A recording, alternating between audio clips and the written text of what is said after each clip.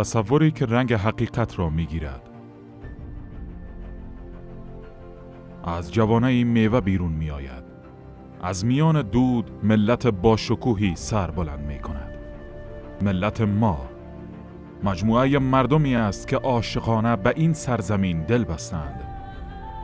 سرزمینی که سالها از آب گوارایش نوشیدیم و از مناظر زیبایش چون قند لذت بردیم. و امروز بر ماست که یک دست، یک صدا، یک هدف با اراده متین و متعهدتر از هر زمان دیگر برای طوفانی ساختن این عشق بی پایان یک جا حرکت کنیم. ما تنها نیستیم. این بار با لشکر کتاب و قلم به پیش می رویم. از پیر و جوان تا کودکان، زنان و مردان شجاعت علمبرداران این کاروان هستند.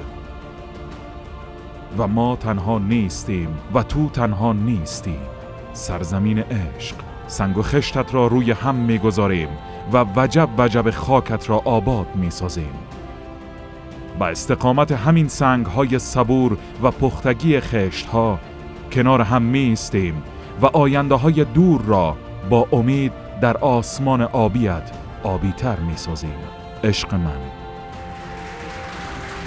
پاینده باد افغانستان من.